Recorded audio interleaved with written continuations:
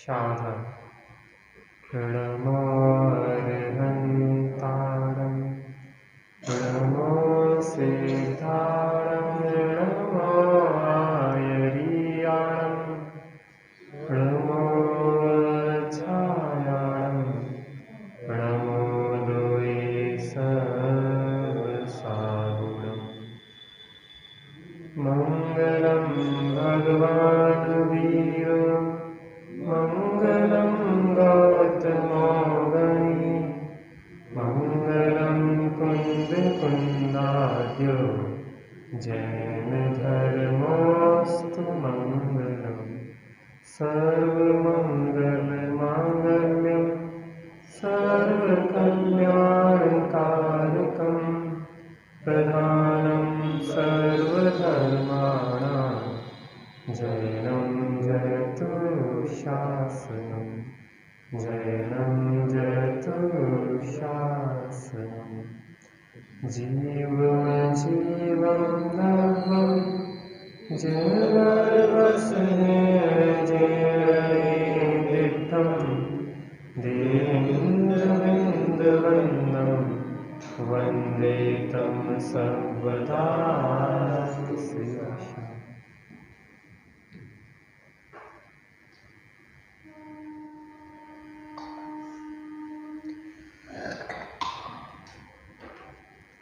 पाठ कर लेते हैं। जीवो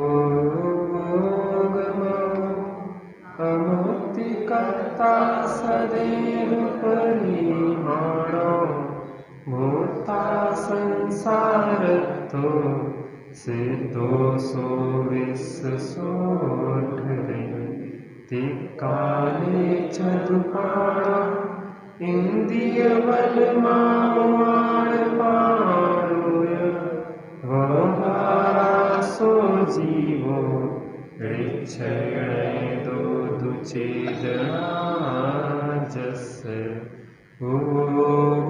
दुवियपो दंसणाणं च दंसणं च दुधा चक्षु अचक्षु हि दंसणमः केवलं म्रियं प्राणमयठवियपं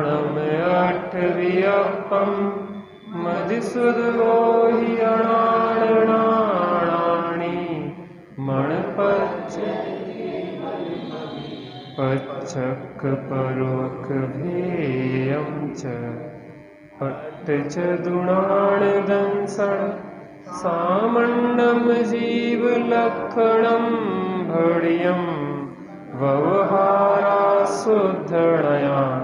शुद्धं पुण्यदंसणं मृणां वण्डरसपञ्चगन्धादो भासा अट्ठडिच्छया जीवे णो सन्ति यमुक्ति तदो व्यवहारामुक्तिबन्धादो पुग्गलकम्मादीडं कत्ता व्यवहारदो दुडेच्छेदो छेदनकम्माणादा शुद्धणया शुद्धभावाणं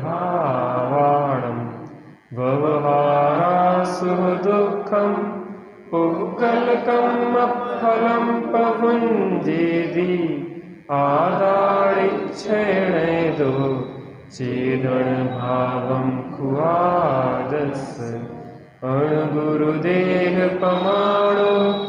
ओ संहारपसपदो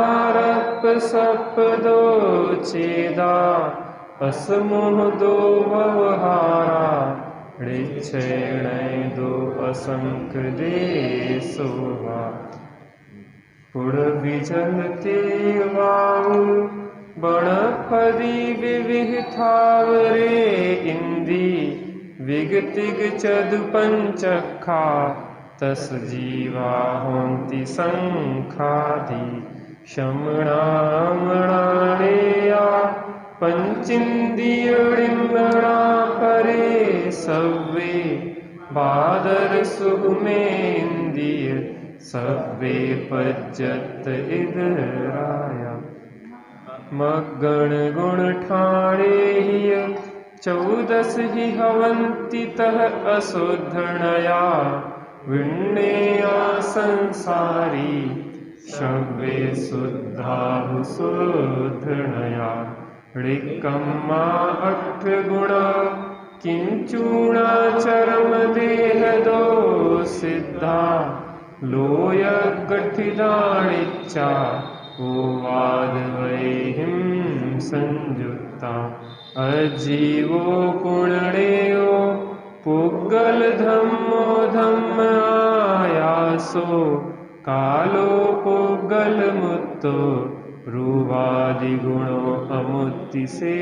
साधु सद्दो बंधो सुहुमो थूलो संठान भेद तम छाया उज्जो दादव सहिया पुग्गल दबस पर छाया गई परिणयाण धम्मो पुग्गल जीवाण गमन सहयारी तोयम जह मच्छाणम अच्छंताणेव सोड़े ठाण जुदाण अधम्मो पुग्गल जीवाण ठाण सहयारी छाया जह पहियाणम गच्छन्ताणेव सोधरै अवगास दान जोगम जीवादीणं वियाण आयासं जन्यं लोगागासम्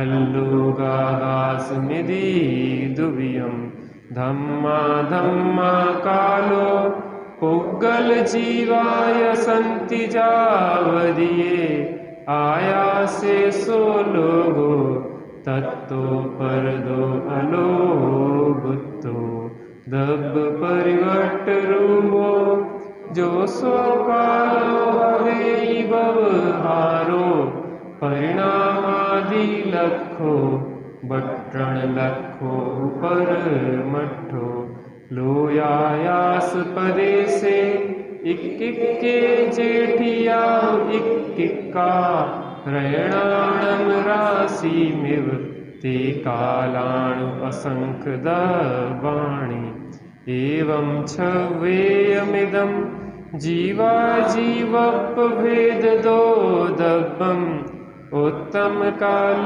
विजुत्तम प्रायब्बा पंच अत्थिकायादु संति जदो तेणे दे अत्थित्ति भड़न्ति जिणवरा जम्हा काया इव बहुदेशा तम्हा कायाय अत्थिकायाय होन्ति असंख्या जीवे धम्मा धम्मे अनंत आयासे मुत्तेति विपदेशा कालस्य गुणतीर्ण शोकाओ ये पदेशो वीयणु प्राणाकंदपदेश दोहोदी बहुदेशो यारा तेणे यकाओ गणन्ति सगण्णु जावदियम आयासम अविभागी पुग्गलाणुवठद्धम तंकुपदेशम जाने शब्बाणुठाण धारी।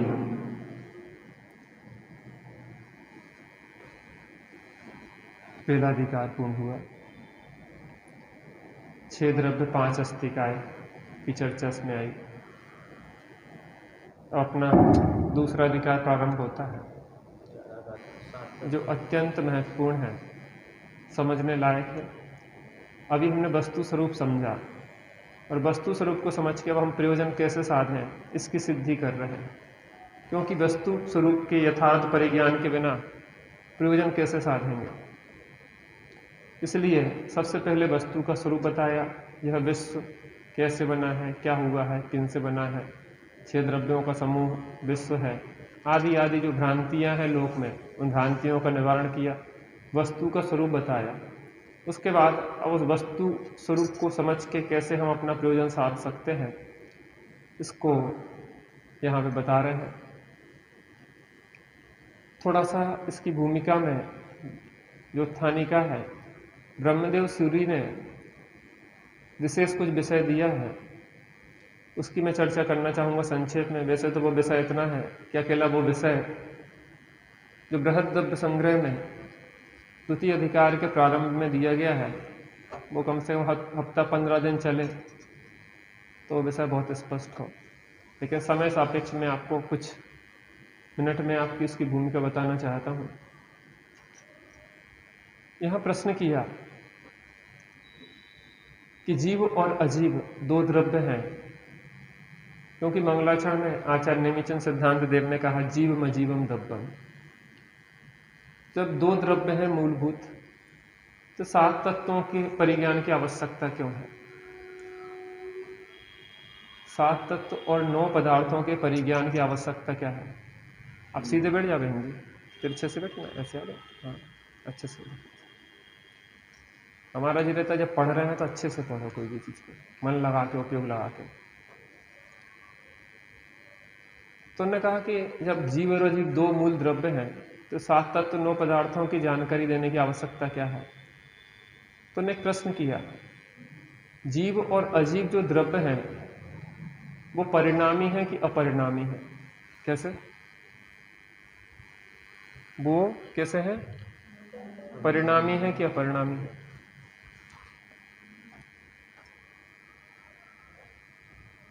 आप क्या कहेंगे? जी परिणामी है कि अपरिणामी है? नए लोगों से पूछ रहे।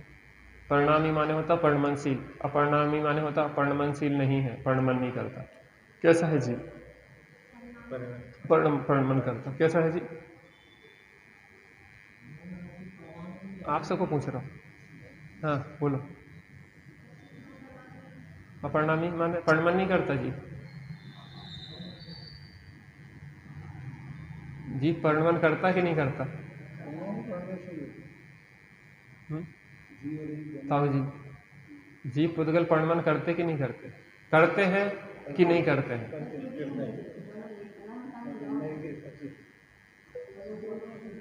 इसलिए तो नए पढ़ा रहा है। तो ने कहा कि कोई लोग कहते हैं जैनेतर दर्शन सांख्य आदि की जीव आदि द्रव्य सर्वथा अपरिणामी है। बौद्ध आदि दर्शन कहते हैं कि सर्वथा परिणामी है। अगर हम सर्वथा अपरिणामी माने कि परिणमन होता ही नहीं है, तो दो द्रव्य सिद्ध होंगे। जीव और अजीव के विशेष 7 तत्व और 9 पदार्थ सिद्ध नहीं होंगे। और सर्वथा परिणमनशील अगर मान ले तो एक द्रव्य सिद्ध होगा, क्योंकि दो जीव पुद्गल रूप हो जाएगा या जीव अजीव रूप हो जाएगा या अजीव जीव रूप हो जाएगा, तो भी दो सिद्ध नहीं होंगे, एक ही सिद्ध होगा। तो ने कहा जैनाचार्य क्या कहते हैं, वस्तु व्यवस्था कैसी है? उन्होंने कहा कथनचित परिणामी है और कथनचित अपरिणामी है। यहाँ पे स्याद बात का बहुत महत्व, इसलिए मैं इतने समय से मेहनत कर रहा हूँ। आप लोगों को समझना चाहिए अब शैली, माता जिनवाणी की क्या शैली है। हम क्या किसी एक पक्ष को ही सर्वथा मान लेते हैं, वहीं हम एकांती हो जाते हैं। तो उन्होंने कहा कथनचित परिणामी और कथनचित अपरिणामी का क्या मतलब होता है? यद्यपि उन्होंने कहा दो द्रव्य हैं जीव और अजीव, लेकिन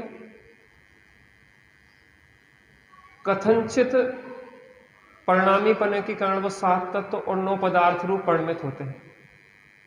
यहां पे एक गाथा आएगी, इस गाथा को के हिसाब से चर्चा होगी कि आश्रव बंधन संभर ऋज्जर मोखा सा पुण्य पावा जे जीवा जीव विशेषा तेवी समासेन पबड़ा हो।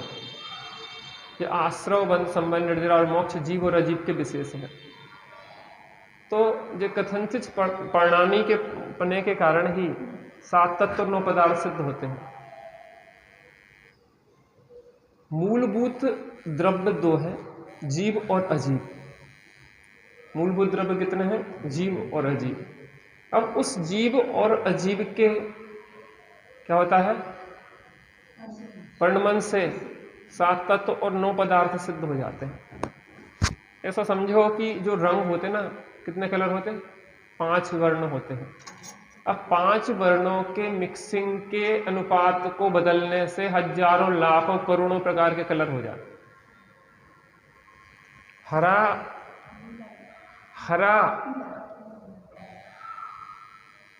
हम क्या बोल रहे हैं, आप हम जो बोल क्या है, हम कुछ और बोलना चाहते हैं, आप कुछ एंगल से बोल। हरे कलर के भी बहुत सारे हरे होते हैं, क्या कहते हैं, शेड,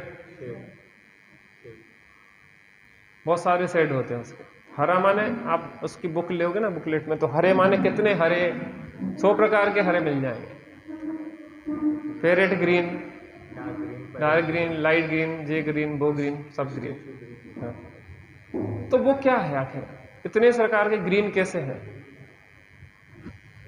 आप वृक्ष देखेंगे तो वृक्ष में पत्तियां अनेक प्रकार की हरी होंगी, जो धूप के संपर्क में ज्यादा होंगी वो अलग प्रकार की हरी होंगी, जो धूप के संपर्क से कम लगी होंगी वो कम प्रकार की हरी होंगी, और जो और अंदर घुसी होंगी वो और प्रकार के हरी होंगी। उसमें कितनी विविधता आती है। ग्रीन में भी बहुत ग्रीन होते हैं, लेकिन जिस जीव बनते कैसे हैं, मूल तो 5 है, और 5 के ही अनुपात कम ज्यादा करके क्या है, इतने सारे लाखों करोड़ों कलर बना दिए जाते हैं। ऐसे ही 2 मूलभूत द्रव्य रूप तत्व हैं, जीव और अजीव। अब जीव और अजीव के विशेष देखे जाते हैं तो 7 तत्व और 9 पदार्थ रूप में बन जाते हैं। तो उन्होंने कहा कि जैसे आपने पुण्य पाप को आश्रय और बंध में समाहित कर लिया है, 9 पदार्थ में जब अपन कहते हैं तो 7 तत्वों में 9 पदार्थ को समाहित हो जाते हैं, क्योंकि पुण्य और पाप आश्रयों में समाहित कर लेते तो वो 9 के 7 हो जाते। तो नहीं कि 7 की भी क्या जरूरत, 7 को 2 में समाहित रहने दो। हमने मान लिया कि जीव और अजीव के विशेष 7 और 9 हो जाते हैं, तो 9 के को आपने समाहित किया 7 में, ठीक है ना, 7 को 2 में समाहित कर लो, क्या दिक्कत है? उन्हें कि क्या है, समझने समझाने की बात होती तो हम 2 में रहने देते, हमें कोई दिक्कत नहीं। लेकिन जीव दुखी है और जीव को सुखी होना है। अगर जीव को सुखी होना है तो उसको 7 बातों को जानना जरूरी है। ये 7 प्रयोजनभूत तत्व हैं, जीवादि प्रयोजन भूत तत्व सरधे तिन माहि विपर्य। तो ने कहा क्या है कि सामान्य जानकारी करना होती तो हम 2 बने रहने देते, लेकिन हमें अपना प्रयोजन साधना है, दुख का अभाव करना है। तो उन्होंने कहा कि दुख के अभाव के लिए 7 बातों का जानना जरूरी है कि आप कौन हैं, पर कौन है, कौन से भाव बुरे हैं, कौन से भाव भले हैं, और हमारा साध्य क्या है और उसकी सिद्धि कैसे होती है। कितनी, हम कौन है, पर कौन है, कौन भाव बुरे हैं, कौन भाव भले हैं, हमारा साध्य क्या है, उस साध्य की सिद्धि कैसे होती है। इतनी बातों का जानना अनिवार्य है आपका, है ना। तो वहां पे उन्होंने कहा कि 7 बातों को जानना जरूरी है, क्योंकि 7 बातों को जानने बिना सुख के प्रयोजन की सिद्धि नहीं होती। तो आचार्य देव ने सिद्ध किया वहां पे कि 7 बातों को जानना कैसे अनिवार्य है। मैं इसकी चर्चा पहले भी कर चुका शिविर के बीच में, क्योंकि यहाँ प्रसंग है तो पुनः उसकी चर्चा कर रहा हूँ। विषय ऐसे गंभीर हैं कि उनको त्यागी जी ने तो हफ्तों महीनों चलाया, इस विषय को समझ लो, कई जगह चलाया। बहुत गजब विषय है, समझने लायक है। आप व्यक्तिगत स्वाध्याय जरूर करें। दूसरे अध्याय की उत्थानिका में ब्रह्मदेव सूर्य ने जो उसको लिखा है वो आप स्वाध्याय करेंगे, मूल ग्रंथ से बृहद्रव्य संग्रह। देखो क्या है, जीवन तो निकल ही रहा है। जीवन के निकलते भी इस जीवन में अगर हम जिनवाणी से जुड़ के कुछ अपना हित साध सकें तो साध लें। आज हमने देखा कि मखाने डले थे रास्ते में, और लोग कहते हैं कि मखाने फेंक जाएंगे। मखाने फेंकने का मतलब होता है कि एक दिन अर्थी निकलने वाली है। मखाने कब फेंकते हैं? हाँ? क्या है, आपको नजदीक बैठना पड़ेगा, लाइट नहीं है ना तो जो माइक सही से बोलता नहीं है, इसलिए नजदीक बैठो आप। इन्वर्टर से ऐसी आवाज होती है, ऐसी आती है फटी फटी सी आवाज, और हम ज्यादा चिल्ला नहीं सकते, हमें भी उतनी ताकत नहीं है कि बहुत चिल्ला पड़े। तो आपको थोड़ा सा परिस्थितियों के हिसाब से सेटिंग करना पड़ेगी। तो वहाँ उसको आप पढ़िए, स्वाध्याय में चित्त को लगाइए, थोड़ा भी समय मिले। हमारे यहाँ एक बाई थी, लगभग 76, 77, 78 साल की, 25-27 साल उसने आश्रम में सेवा दी, भोजन बनाती थी। विधवा थी, 50 साल की उम्र में लगभग आश्रम में आई भोजन बनाने के लिए। यहाँ पे रह के इतना उसके जीवन में परिवर्तन आया। अष्टांगिका के व्रत, उपवास, व्रत आदि करेंगी, 10 लक्षण करेगी, ये करेगी, बहुत अच्छा। वो स्वाध्याय की रुचि थी, बात ये है। वो अपने जैसे भोजन से बना बनू को करा के करके निर्वृत्त हुई और अपनी जन्माणी उठाई वो बैठ जाती थी। माने इतनी गजब उम्र में, माने 75 साल की उम्र, 77 साल की उम्र में भी इतनी लगन थी उसकी। जैसे फ्री हुई, आराम वगैरह कुछ नहीं, दोपहर में उसने जन्माणी उठाई, वो पढ़ रही। और कोई चीज़ समझ में नहीं आई, भोजन करने आए थे साहब, भाई साहब हमें जब बात समझ में नहीं आई, आप बताइए। तो माने जिसकी रुचि हो वो हर जगह से समय निकाल लेता, और जिसकी रुचि ना हो वो फालतू बैठा रहेगा, कोई काम ढंग के नहीं करेगा। स्वाध्याय करिए, जीवन में परिवर्तन इसी से आता है, समझे ना। हम इतनी प्रेरणा देते हैं नए लोगों को, इसलिए देते हैं कि आप लोगों को समय निकालना चाहिए। ऐसा बात नहीं है समय नहीं है, समय का दुरुपयोग है। रील को चलाने में घंटों निकल जाते हैं, पता नहीं पड़ता, फिर कहते हैं हमारे पास समय नहीं है। तो उन्होंने कहा कि 7 तत्व का परिज्ञान आवश्यक है। तो कैसे? उन्हें कि हे गे उपादेय तत्वों के परिज्ञान के लिए क्या छोड़ने लायक है, क्या जानने लायक है, और क्या ग्रहण करने लायक है। तो फिर आगे आचार्य देव ने सिद्ध किया कि प्रत्येक जीव सुख चाहता है। क्या चाहता है? सुख चाहता है। और सुख कैसा चाहता है? परमानेंट, जिसको अपन कहते हैं अक्षय अनंत सुख चाहता है। कैसा सुख चाहता है? अक्षय अनंत, जिसका कभी अंत ना हो। वो अक्षय अनंत सुख मोक्ष में मिलता है। कहां मिलता है?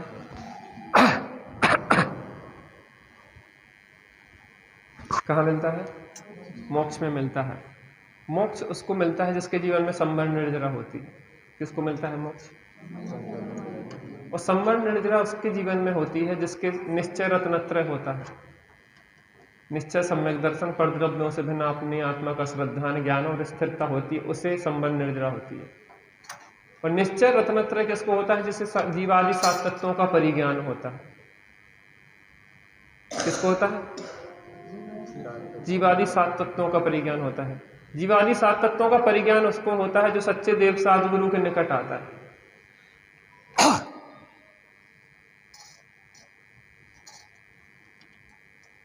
जो देव साधु गुरु के निकट आएगा, जीवादि तत्वों को पढ़ेगा, समझेगा, उसको परद्रव्यों से भिन्न अपने आत्मा का श्रद्धान, ज्ञान, स्थिरता होगी, उससे संवर निर्जरा होगी, संवर निर्जरा से मोक्ष होगा, और मोक्ष में अक्षय अनंत सुख मिलेगा।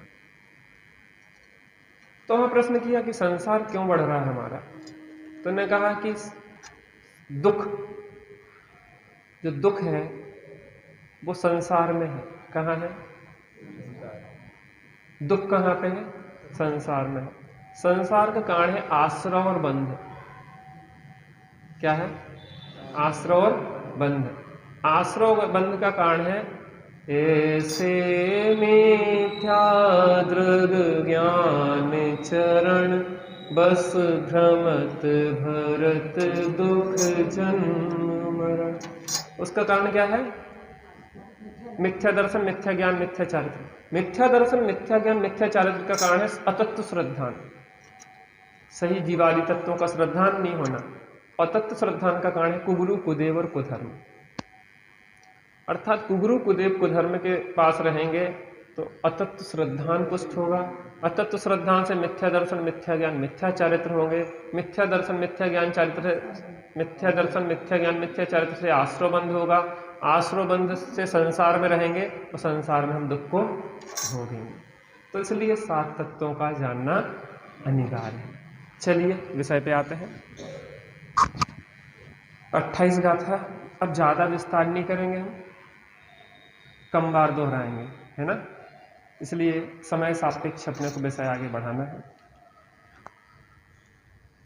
आसौ, बंधन, संवर, ऋज्जर, मोक्षा, सपुण्य, पावा, जे, जीवा, जीव, विशेषा, तेवी, समासेन पवड़ामो आसव बंधन संवर ऋज्जर मोक्षा सपुण्य पावाजे जीवाजीव विशेषा तेवी समासेन पवड़ामो आसो बंधन संवर ऋज्जर मोक्षा सपुण्य पावाजे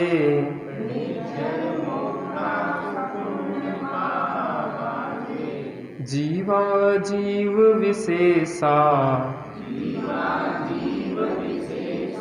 देवी समासेन पवड़ामो आसो बंधन संवर ऋज्जर मोक्षा सपुण्य पावाजे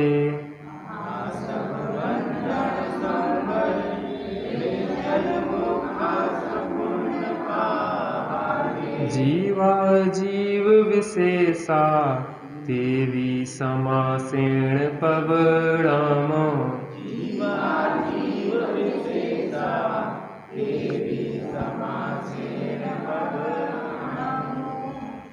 आसो बंधन संवर ऋज्जर मोक्षा सपुण्य पावाजे जीवा जीव विशेषा देवी समासेन पवड़ामो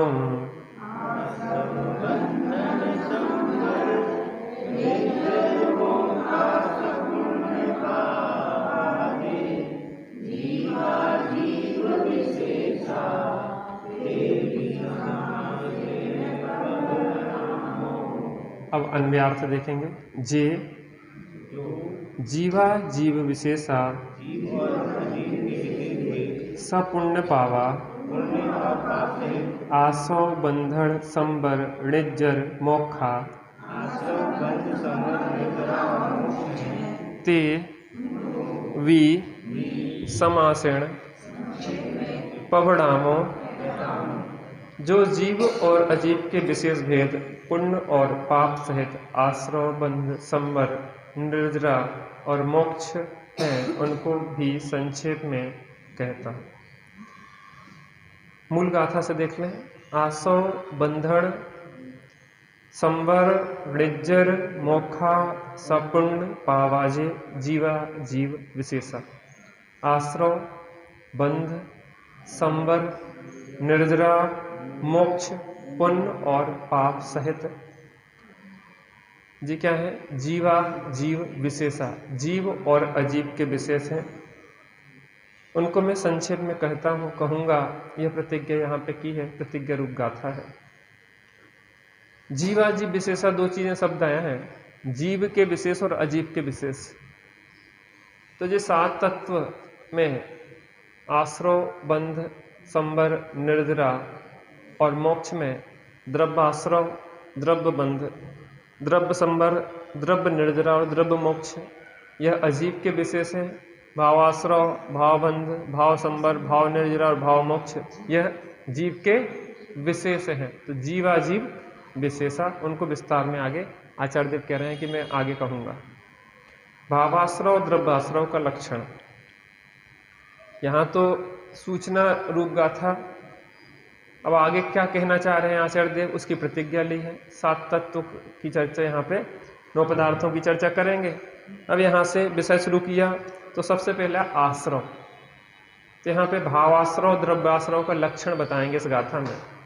आसवदी जीर्ण कम्मम परिणामेण परिणामेण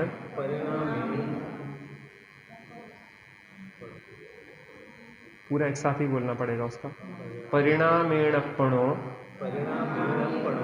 सा विण्यो भावासवो जिणुक्तो कम्मा सवणम परो होदि आसवदी जेण कम्मं परिणामेणप्पणो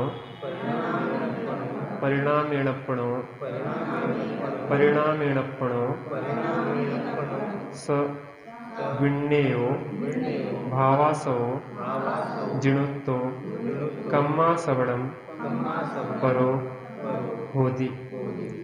आस्वदिजेण कम्मं परिणामेणप्पणो स विण्णेयो भावासो जिणुत्तो कम्मासवणं परो होति।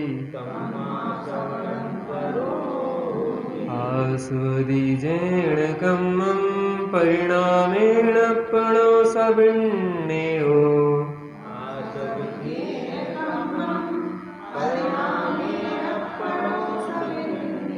भावासो जिणुत्तो कम्मासवणं परो होति।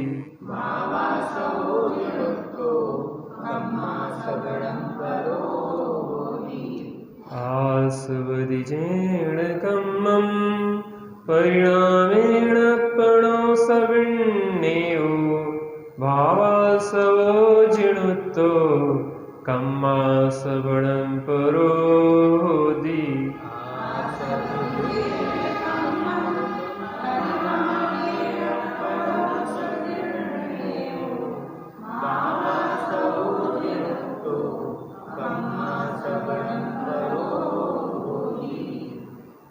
अन्वयार्थ देखेंगे। अपणो जेण परिणामेण कम्मं आस्वदी स जिणुत्तो भावासो विण्णेयो च कम्मासवणं परो होति।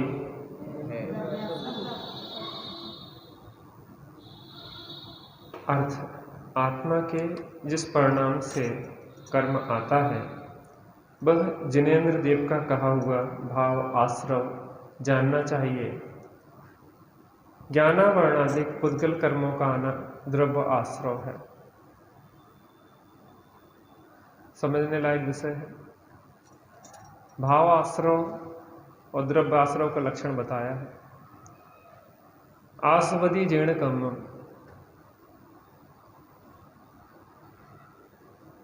परिणामेणप्पणो स विण्णेयो, आत्मा के जिस परिणाम से कर्म आता है,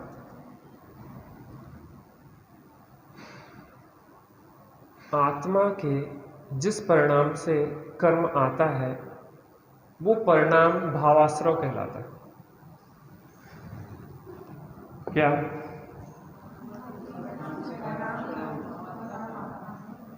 आत्मा के जिस परिणाम से कर्म आता है वो क्या कहलाता है?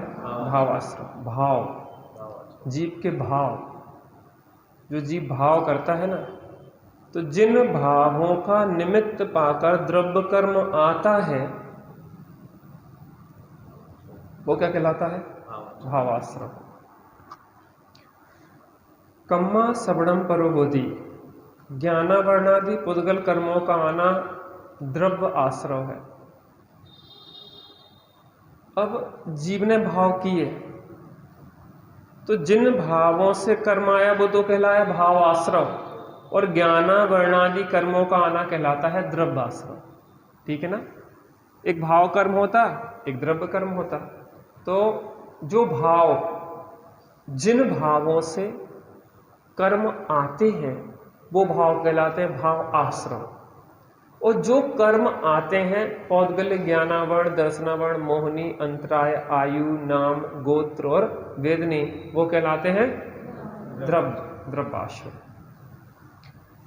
भावाश्रव के भेदों की चर्चा ही है। मिच्छत्ता, विरधि, प्रमाद, जोग, कुहादौथ,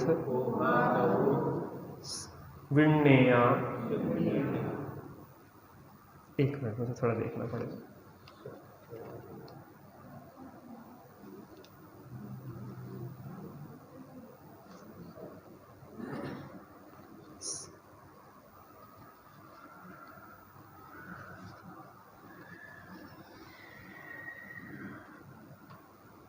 स नहीं है, सा नहीं बोल रहे हैं। मिच्छत्ता विरधि पमाद जोग कोहादवोथ विण्णेया पण पण पणदस तीय चदु कमसो भेदा दुपुबस्स मिच्छत्ता विरधि पमाद जोग कोहादवोथ विण्णेया पण पण पणदस तीय चदु कमसो भेदा दुपुबस्स मिच्छत्ता विरधि पमाद जोग कोहादवोथ विण्णेया जोग कोहादवोथ विण्णेया पण पण पणदस तीय चदु कमसो भेदा दुपुबस्स मिच्छत्ता विरधि पमाद जोग कोहादवोथ विण्णेया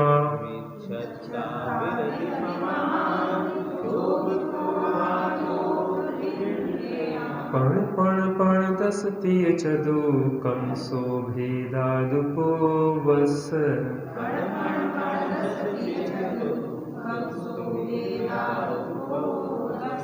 मिच्छत्ता विरधि पमाद जोग कोहादवोथ विण्णेया पण पण पणदस तीय चदु कमसो भेदा दुपुबस्स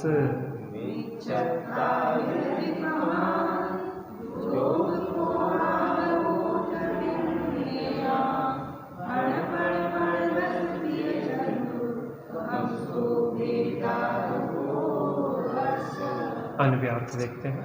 दु स पुबस्स कमसो पण एक मिनट पण पण पण दस तीय चदु मिच्छत्ता विरधि पमाद जोगा कहो कोहादवो दयो भेदा विण्णेया। भावाश्रव द्रव्याश्रव के लक्षण देखा प्रथम अपन ने। अब भावाश्रव के भेदों की चर्चा यहाँ कर रहे हैं, और वह प्रथम भावाश्रव के क्रम से 5, 5, 15, 3 और 4 मिथ्यात्व, अविरत, प्रमाद, योग और कसाय के भेद जानना चाहिए। कितने भेद जानना चाहिए? 5, 15, 3, 4।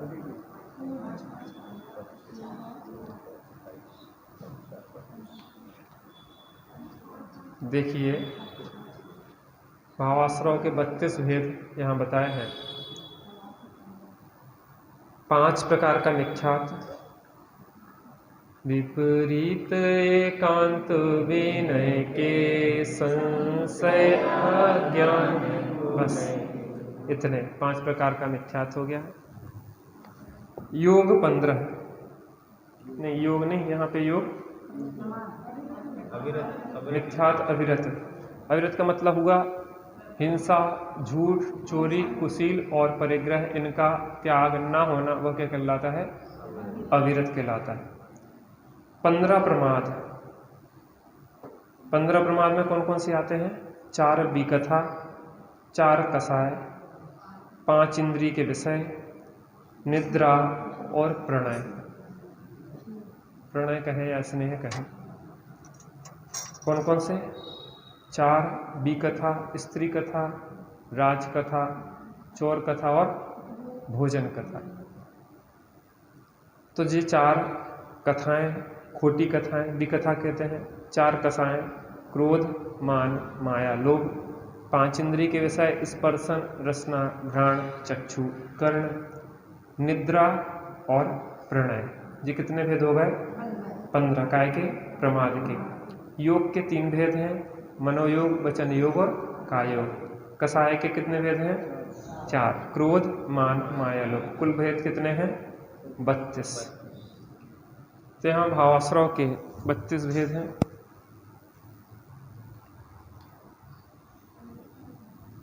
अब द्रव्याश्रव का लक्षण और उसके भेदों की चर्चा यहाँ करते हैं।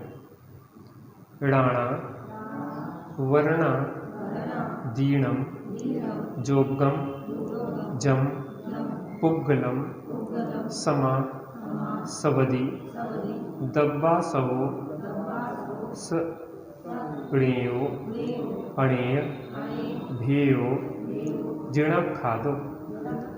ऋणाणा, वर्णा, दीणम, जोगम, जम, पुग्गलम, समा, शवदी, दब्बासवो, ऋणेयो, अणेय, भेयो, जिणखादो। ऋणाणा, वर्णा, दीणम,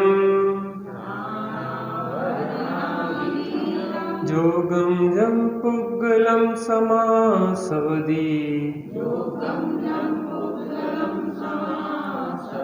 दब्बासवो, ऋणेयो,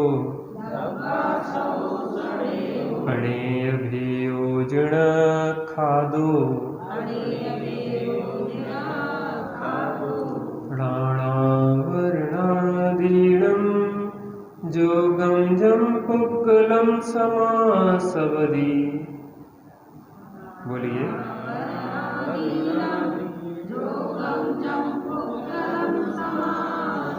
दब्बासवो, ऋणेयो, अणेय, भेयो, जिणखादो।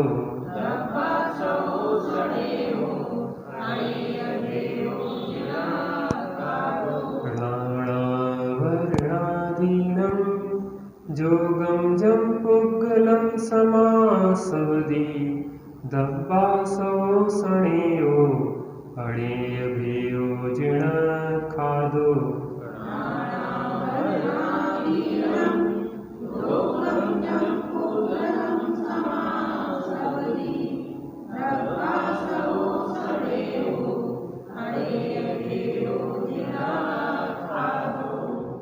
अन्य अर्थ देखते हैं। ऋणाणा, वर्णा, दीणम, जोगम, जम, पुग्गलम, समा, सवदी, जिणखादो। अणेय, भेयो, दब्बासवो, ऋणेयो। ज्ञाना वर्णाधिक 8 कर्मों के होने योग्य जो पुद्गल द्रव्य आता है वह भगवान जनेन्द्र देव के द्वारा कहा हुआ अनेक भेद वाला द्रव्याश्रव जानना चाहिए। भावाश्रव के भेदों की चर्चा चल रही। अब यहाँ द्रव्याश्रव का लक्षण और भेद है कि द्रव्याश्रव का लक्षण और भेद। तो द्रव्याश्रव के भेद कितने हैं? 8। द्रव्य कर्म कहें, ज्ञानवर्ण, दर्शनावर्ण, मोहिनी, अंतराय, आयु, नाम, गोत्र और वेदनी। तो 8 मूल प्रकृति हैं और 148 उनकी उत्तर प्रकृतियां हैं। इस प्रकार के इनके भेद विशेष जानना चाहिए।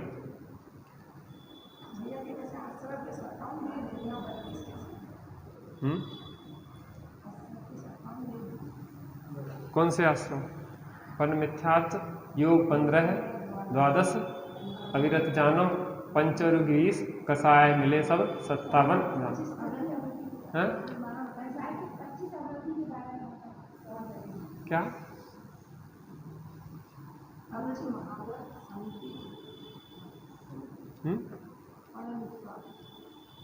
पंचमहाव्रत कहाँ से आ रहा है? पन मिथ्यात, योग 15, द्वादश अविरति जानो, पंचरु 20, कसाय मिले सब 57 जानो। 12 भेद कर दिए। अलग अलग दीक्षाएं से है। संक्षेप में कर देते हैं, कहीं विस्तार में कर देते हैं, उस हिसाब से है। तो वो अलग अलग समझ लेना, कहाँ आचार्य क्या विविक्षा से कहना चाह रहे हैं उसको समझ लेंगे। कहीं संक्षेप में कहते हैं, कहीं विस्तार में कहते हैं। जैसे प्राणों के भेद की ना 4 में समाहित कर लिया था, 10 प्राणों के, 5 इंद्रिय, 3 बल, आयु और स्वाच्छ्वास। ऐसे ही अलग अलग विविक्षाओं से होता है। कहीं आचार्यों के अलग अलग मंतव्य भी होते हैं, अलग अलग विविक्षाओं से वो वर्णन करते हैं, उसको यह सारा समझ आना चाहिए। तो यहाँ पे ज्ञानावर्णादि 8 कर्म द्रव्य आश्रव के का लक्षण और भेद, तो 8 कर्म होते हैं और उनकी 148 उत्तर प्रकृतियां होती हैं। इस प्रकार से जान लेना चाहिए। दर्शनावर्ण की कितनी होती हैं? 9। ज्ञानावर्ण की कितनी होती है? 5। और मोहिनी की कितनी होती है? 28। नाम की कितनी होती है? 93। गोत्र की कितनी होती है? 2। आयु की कितनी होती है? 4। और वेदनी की 2। इस प्रकार कुल प्रकृति कितनी होती है? 148। मूल में 8 होती हैं और उत्तर भेद में 148 होते हैं, और उत्तरोत्तर भेद में असंख्यात भेद उसके होते हैं। इस प्रकार से अनेक विविक्षाएं होती हैं। अब भावाश्रव और द्रव्य बंध का लक्षण, भावबंध और द्रव्य बंध का लक्षण। बज्झति कम्मम जीर्ण चेदन भावेन भाव बंधोसो कम्माद पदेशाणम अन्नोण पवेशणम इद्रो बज्झति कम्मम जीर्ण चेदन भावेन भाव बंधोसो कम्माद पदेशाणम अन्नोण पवेशणम इद्रो अन्नोण पवेशणम इद्रो अन्नोण पवेशणम इद्रो बज्झति कम्मम जीर्ण चेदन भावेण भावबंधोसो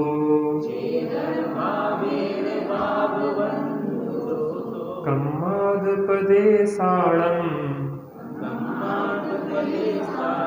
अन्नोण पवेशणम इद्रो अन्नोण पवेशणम इद्रो बज्झति कम्मम जीर्ण चेदन भावेण भावबंधोसो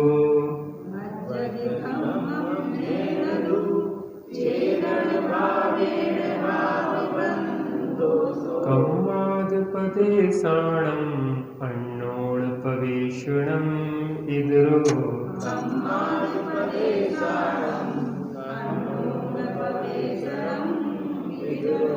बज्झति कम्मम जीर्ण चेदन भावेण भावबंधोसो कम्माद पदेशाणम अन्नोण पवेशणम इद्रो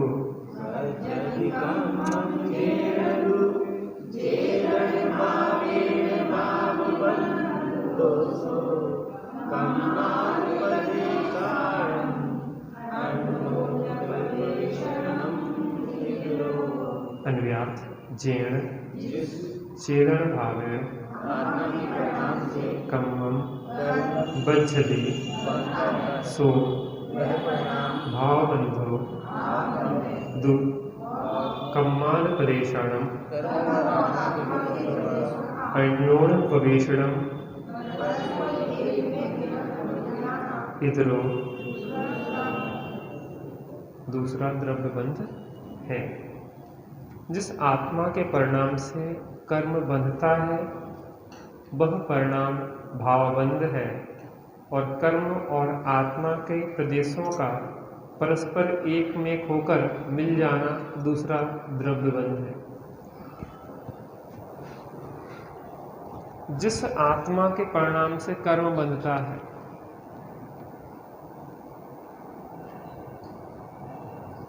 भावबंध और द्रव्यबंध का लक्षण। जिन भावों से कर्म आता है उसे क्या कहते हैं? जिन भावों से कर्म आता है उन्हें क्या कहते हैं? जो कर्म आता है उसे क्या कहते हैं? जिन भावों से कर्म बंधता है वो क्या कहलाता है? और जो कर्म बनता है वो क्या कहलाता है? इतनी सरल परिभाषा है, समझ में आ गया? जिन भावों से कर्म आता है वह भावाश्रव, जो कर्म आता है वह द्रव्याश्रव, जिन भावों से कर्म बनता है वो भावबंध, और जो कर्म बनता है वो द्रव्यबंध। चाचा कहते कि हमें दोपहर में, सुबह तो अच्छा लगता, शाम को थोड़ी कथा में हमने कि शाम को अगर हम जिस दोपहर और सुबह के विषय पढ़ाएं तो आदमी सो जाए। जैसा देश वैसा वेश, जैसा समय वैसे काम करना पड़ती है। शाम को कथा ही सुहाती है, ज़्यादा गहरे विषय हों तो आप ही को नींद आ जाए, क्योंकि दिन भर का थका हारा है लो व्यक्ति। दोपहर में सुबह से अच्छा अध्यात्म का विषय चले, सैद्धांतिक विषय चले, दोपहर में करणान योग आदि के विषय चले, और रात्रि में अपने कथान योग, चारण योग है ना, तो चारों का लाभ ले। चरणान योग है, कथमान योग है, रात्रि में जे लोगों को रुचते हैं। तो हमें तो वो देखना कि जिसमें लोगों को समझ में आए, है ना।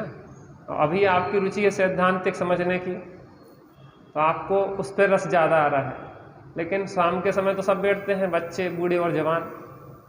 तो हमें तो ये है कि सब लोगों को थोड़ा थोड़ा सब चीज़ें मिल जाएं, इस हिसाब से चर्चा करते हैं। तुम जो अभी चर्चा कर रहे थे ना आश्रव की, एक अलग से स्पेशल क्लास रही उसकी, मैं आपको वो वीडियो वो भेज दूंगा क्लास को। आपको उस एंगल से, 6 एंगल से जो चर्चा की थी उसको आप अच्छे तरह 2-3-4 बार सुनना, तो थोड़ा थोड़ा समझ में आएगा, फिर पूछना, ठीक है ना।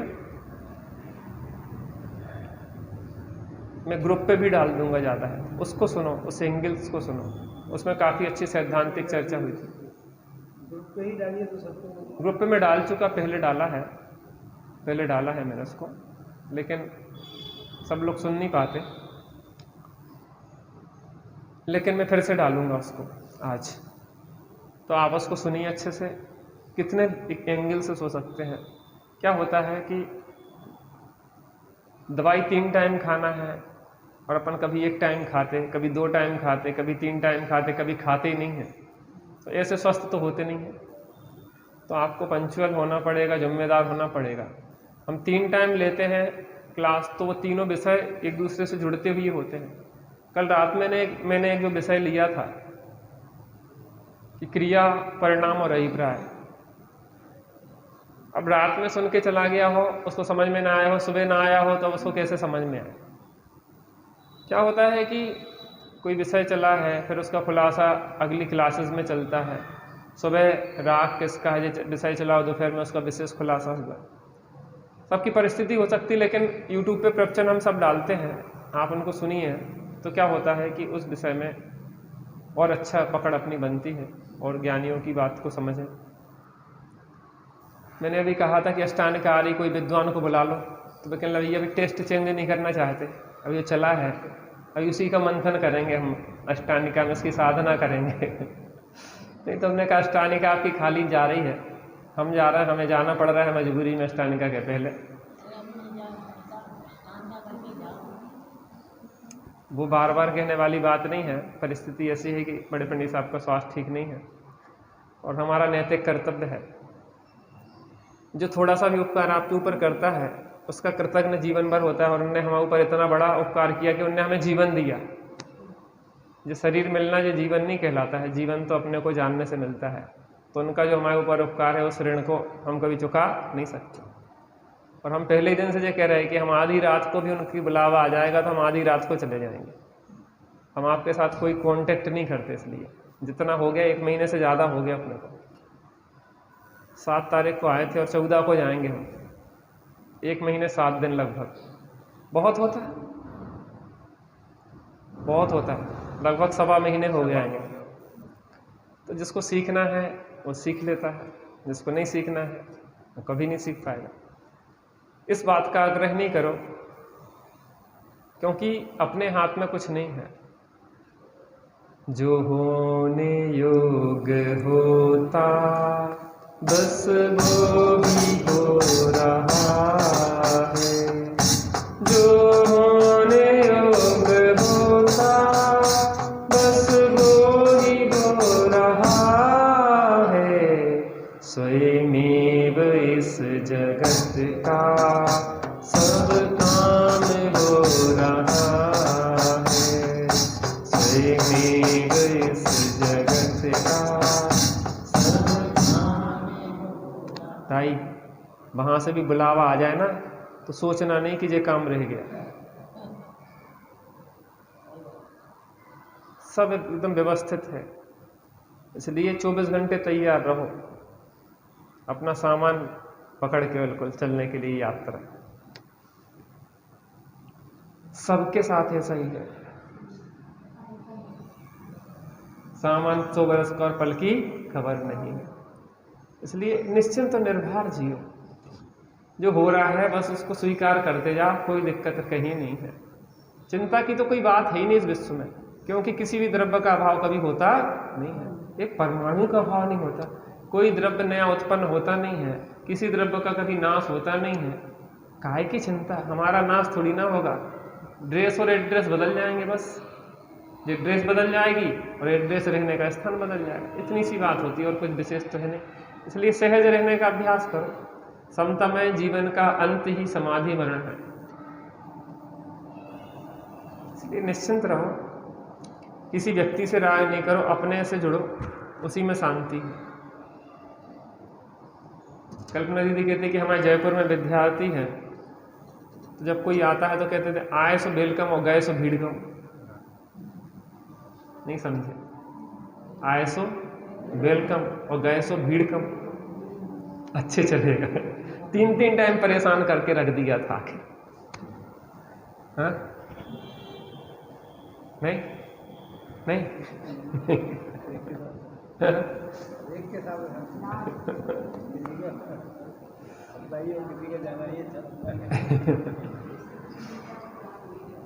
जिस आत्मा के परिणाम से कर्म बनता है वह परिणाम भावबंध है, और कर्म और आत्मा के प्रदेशों का परस्पर एक में होकर मिल जाना दूसरा द्रव्यबंध कहलाता है। एक में होकर लिखा है, एक में होकर। आत्मा और कर्म एक में होके रहते हैं। एक में हो माने एक क्षेत्र का संबंध होता है। जब तक वो उदय इसका आके न खड़ जाए तब तक उन्हें कोई छुड़ा नहीं सकता। जब माने उस कर्म को जब तक नहीं छूटते हैं वो, जब तक की स्थिति है उसकी, और वो बिल्कुल एक में होके रहते आत्मा से। तो एक में होके अनोन पवेषण में द्रो। देखो दोस्त क्या है, इसमें पारंगतता होना पड़ेगी। ऊपर ऊपर किसी भी विषय की जानकारी आपको कोई लाभ देने वाली नहीं, इसमें भी डूबना पड़ता है। जे कहलाता है तप है, जो तप स्वाध्याय परम तप है। क्या है? तप है। इसको तपस्या की तरह करना पड़ता है। इसकी सिद्धि के लिए प्राणपण से लगना पड़ता है। ऐसा नहीं है कि जो निर्ग्रंथों ने जो ग्रंथ जंगल में बैठ के आनंद में डूब के लिखे और हम स्थूल बुद्धि से उसको समझ पाएं। उसके लिए आपको लगना पड़ेगा, कुछ त्याग करना पड़ेगा, समय देना पड़ेगा, विशुद्धि देना पड़ेगी, एकाग्रता, समय, शक्ति, बुद्धि सब लगाना पड़ेगी। और लगना चाहिए कि इसी में हित है और कहीं हित नहीं।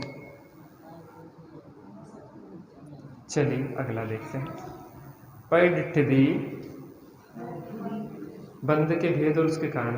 पैडिठ्ठि अणुभागप पदेश भेदादु चतुर्विधो बंधो जोगा पयडी पदेशा ठिदी अनुभागा कसायदो होंती पै डिठ्ठि अणु भागप।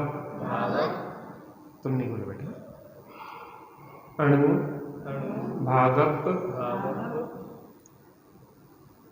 पदेश भेदा चतुर्विधो बंधो जोगा पयडी पदेशा तिथि अनुभागा कसायदो होन्ति पय डिठिधि अणु भागप पदेश भेदा दु चतुर्विधो बंधो जोगा पयडी पदेशा तिथि अनुभागा कसायदो होन्ति पयडिठिधि अनुभागप पदेश भेदादु चतुर्विधो बंधो जोगा पयडी पदेशा तिथि अनुभागा कसायदो होन्ति पयडिठिधि अनुभागप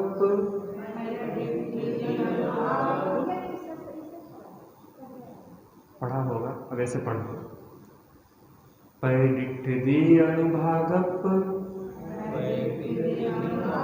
पदेश भेदादु चतुर्विधो बंधो जोगा पयडी पदेशा तिथि अनुभागा कसायदो होन्ति पयडिठिधि अनुभागा पदेश भेदादु चतुर्विधो बंधो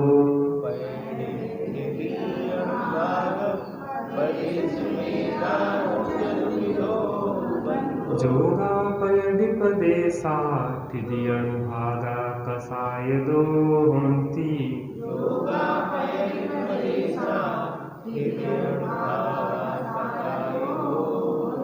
पयडिठिधि अनुभागा पदेश भेदादु चतुर्विधो बंधो जोगा पयडी पदेशा तिथि अनुभागा कसायदो होन्ति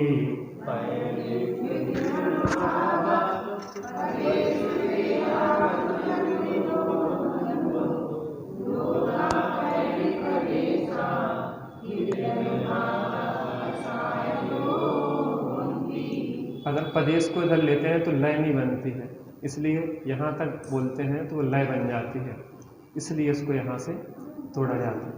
हाँ, आप कोई लेक्चर में क्या है?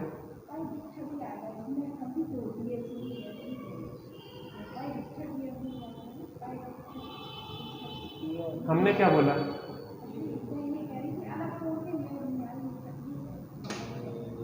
नहीं, माने इसमें हमने गलत बोला क्या कुछ?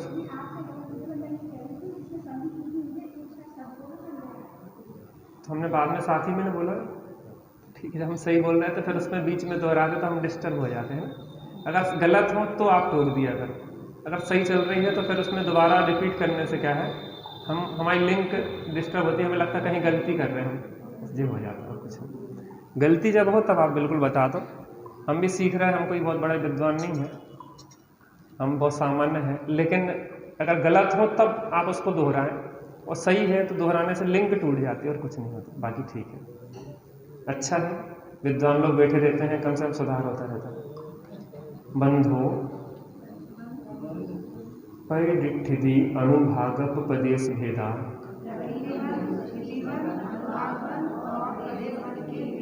चतुर्विधो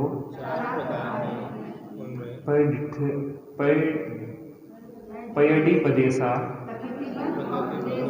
जोगा दु ठिधि अनुभागा कसायदो होन्ति। प्रकृति बंध, स्थिति बंध, अनुभाग बंध,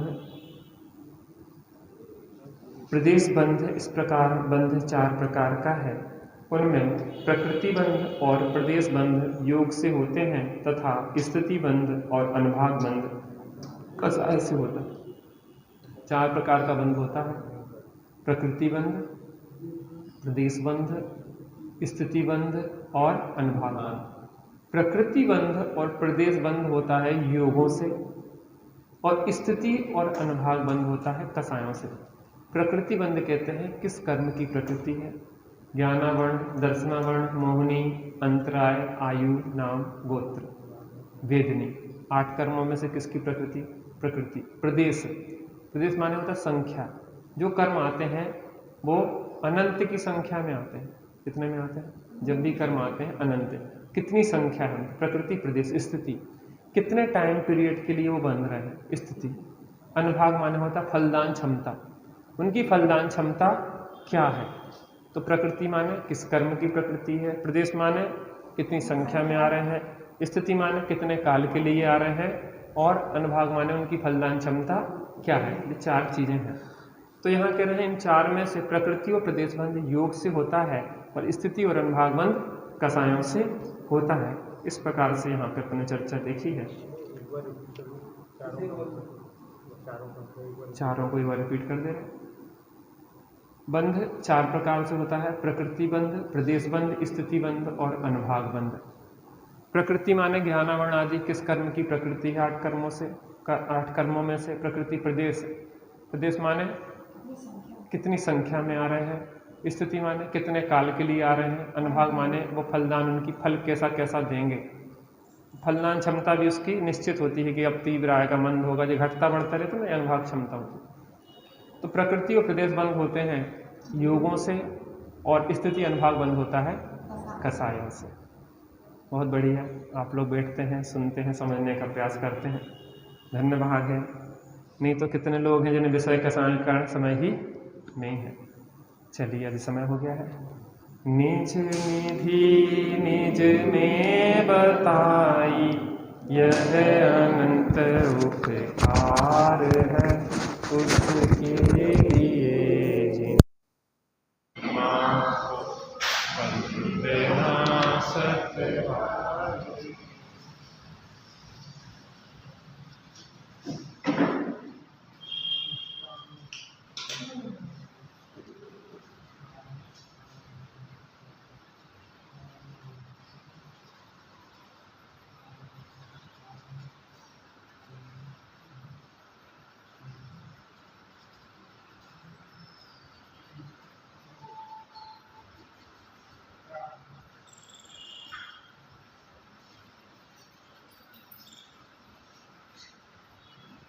द्वादशांचर्माणी माता की जय, महाजन धर्म की जय।